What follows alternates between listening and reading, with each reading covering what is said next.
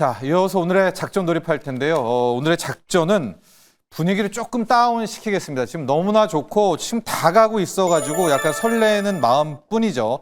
게다가 이제 삼성전자도 프리마켓에 잠깐이기는 하지만 91,000원도 찍어서 일단은 좀 힘차고 또 기분 좋으실 텐데 그래도 또 이럴 때 우리가 앞선 좀 부분도 체크를 해야 될 것 같아서 미 정부의 셧다운 이슈를 한번 분석해 보도록 하겠습니다. 이제 시장은 별일 없을 거야 하고 실제 또 별일이 없었거든요, 과거에. 그런데 몇 가지가 덧붙일 때, 가령 셧다운이 한 5일, 6일이 아니라 장기화된다거나 그 외에 추가 악재들, 과연 뭐 코인이 무너진다거나 아니면은 프랑스 사태에 대한 이슈가 있을 때는 이 정부 셧다운이 굉장히 악재 파급력도 커질 수 있다. 이런 얘기를 좀 해보도록 하겠습니다.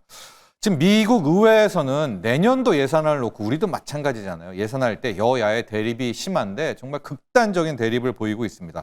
그래서 아예 본 예산은 만들지도 못하고 있어요. 근데 이런 와중에 미국은 회계 연도가 10월 1일부터 시작이 되거든요. 어쨌거나 새로운 시대 연도가 시작이 되는 10월 1일 전에는 예산이 있어야 돈을 쓸 거 아니겠습니까? 그래서 그럼 본 예산은 어렵다면은 우리가 한 달짜리 11월까지 버틸 수 있는 임시 예산안이라도 통과를 걸고 10월 1일에 새로운 회계 연도를 시작하자. 이렇게 됐는데 그 임시 예산안마저도 하원이 어떻게 만들었는데 상원에서 통과가 안 되면서 임시 예산안도 이제 파국이 됐습니다. 그러니까 상원에서는 왜 안 됐나 봤더니 민주당은 민주당의 목소리. 왜 오바마 케어 이거밖에 안 했냐. 건강보험 더 해야 된다.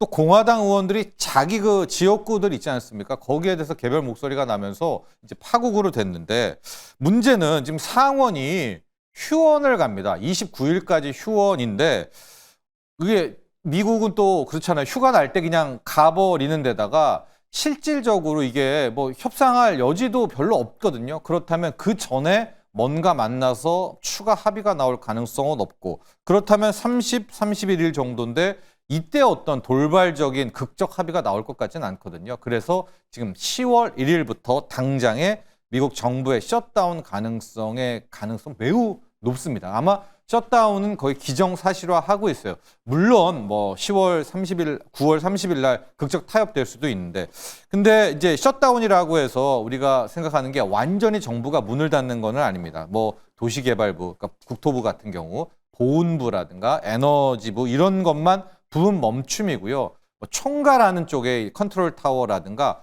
국방 쪽은 그냥 돌아갑니다. 그러니까 완전한 셧다운은 아니다라는 거 하나를 좀 알아두셔야 되겠고 또 일부 이렇게 투자 카페나 이런 부분에서는 이 정부 셧다운하고 정부 디폴트를 좀 혼용을 쓰고 있거든요. 이거 완전히 다른 겁니다. 여러분 셧다운은 정부가 예산이 없어가지고 그냥 출근하지 마세요라고 하는 거고요. 디폴트는 이제 소위 말하는 법정 채무 한도의 이슈에 나오는 게 디폴트거든요. 즉 채무 한도를 높이지 못해서 아예 미 국채를 못 찍었을 때 미 정부가 지급불능을 선언하는 게 디폴트인데 지금 디폴트 우려는 없습니다. 트럼프가 완전히 해결을 한 건데요.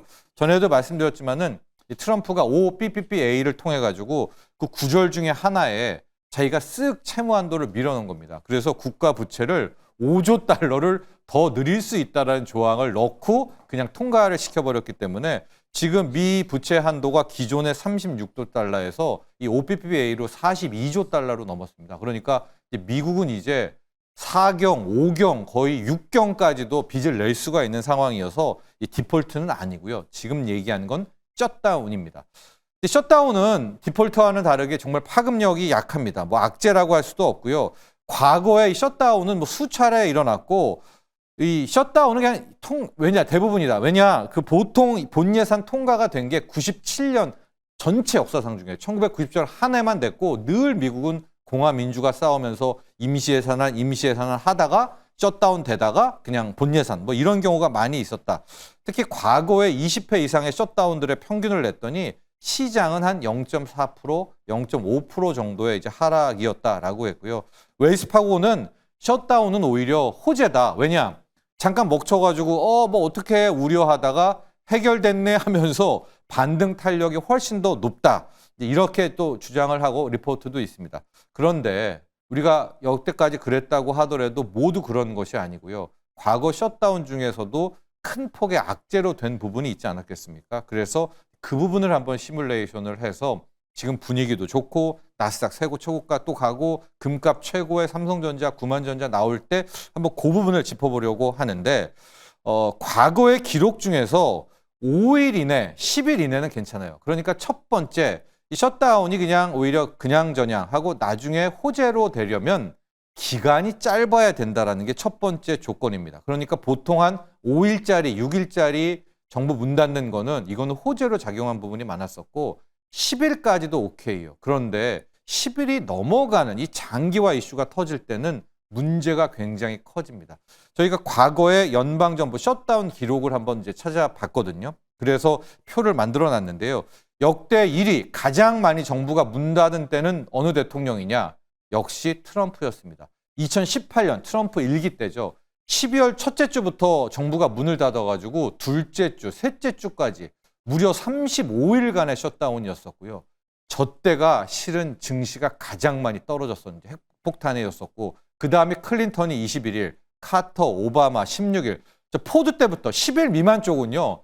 거의 뭐 간의 기별도 없이 정부 셧다운 되나 마나. 그러니까 문제가 30일, 그러니까 2주 이상의 셧다운이 될 때부터는 실은 증시에 상당 부분 좀 영향을 미쳤다라는 저 대목입니다. 그래서 첫 번째 이슈, 이제 10월 1일부터 셧다운이 된다고 쳤을 때 한 첫 주 내에 이게 풀려야지 첫 주 이상, 둘째 주까지 갈 때 부분부터는 상당히 좀 이게 악재로 돌변할 수가 있다라고 보면 되겠습니다. 자, 그래서 앞서도 얘기했지만 12월 셋째 주까지 당시에 2018년에는 S&P 500이 무려 15%나 급락했다는 점을 꼭 기억을 해야 됩니다. 그래서 첫 번째는 장기화 이슈다라는 것을 보면 되겠고요. 자, 그럼 두 번째, 어쩔 때 이 정부 셧다운이 크게 악재로 돌변하는가? 추가 악재가 결합될 때 이게 극대화가 됩니다.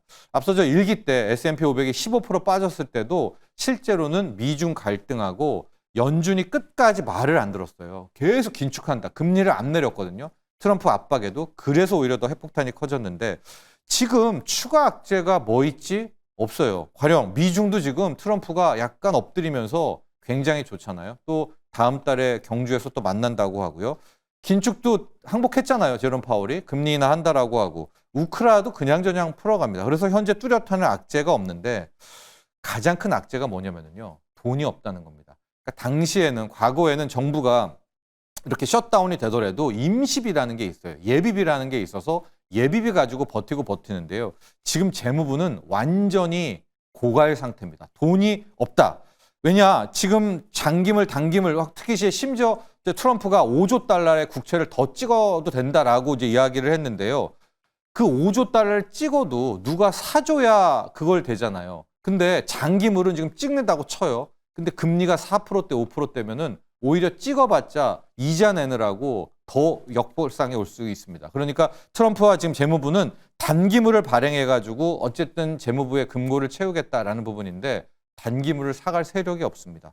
뭐 MMF 아니면 연준은 사겠다는 생각도 없고요. 뭐 골드만삭스 같은 투자은행도 우리 돈 없다고 해서 실제 찍어내더라도 살 세력이 없어가지고 지금 재무부는 완전히 고갈 상태라는 것들. 이 부분이 실질적으로 이번에 셧다운이 이거 너무나 우리가 별거 아니야라고 생각하지 않을 부분이 하나가 있다라는 거고요. 또 하나가 장기물이 안 떨어지잖아요. 간밤에도 또 지금 4.1, 4.2까지 10년물 금리가 올라와 있기 때문에 이 점도 실질적으로 이번에 셧다운과 함께 결합되면 좀 악재가 될 수 있다. 코인을 늘 주목하라는 말씀 많이 드리죠. 왜냐하면 돈이 없을 때 우리가 양동이 이론이라고 해서 빨리 깨기 쉬울 때부터 깨가지고 현금 유동성을 빼오지 않습니까? 간밤에 코인 시장이 약간의 좀 출렁됨이 있었어요. 뭐 몇몇 고래라고는 하는데 뭐 13억 달러, 15억 달러 정도를 한 방에 차익 실현하면서 떠났거든요. 만에 하나 코인이 한 번 더 빠져서 뭐 비트코인으로 한 10만 달러가 깨지는 요러면은 이거는 지금 진짜 유동성 부족이라는 거거든요. 그래서 코인을 한번 봐야 되고 두 번째 이 셧다운과 함께 확인해야 될 부분이 프랑스입니다. 프랑스가 신용등급이 이제 싱글 A 단계까지도 내려왔는데 아무 일도 없어요, 여러분. 지금 프랑스 국채 시장, 뭐 유럽의 주식 시장 뭔 일 있어서 정도인데 이건 좀 말이 안 되죠. 빚더미에 올라와 있는 프랑스 신용등급 강등됐는데도 국민들이 돈 더 찍어내라 아니면 복지 예산 더 늘려라라고 하는데도 증시와 뭐 아무 타격이 없다. 만에 하나 프랑스가 좀 흔들리는 모습이 보인다면 10월 1일에 나오는 정부 셧다운, 미정부 셧다운 여기에 코인까지 결합되면 우리가 지금 너무나 셧다운 돼도 돼라고 좀 낙관하는 것이 아닌가라는 생각이 있어서 향후 뭐 셧다운이 됐을 때 추가 악재들 그리고 어느 정도의 장기화되느냐에 따라서 지금 너무나 좋은 이 시장에 의외의 찬물을 좀 끼얹을 수가 있다라는 리스크 헤지 또 위험 경고 차원에서 왜냐하면 지금 너무나 다들 들떠 있지 않습니까? 오늘 미 정부의 셧다운이 악재로 커지게 되는 조건들 살펴봤습니다.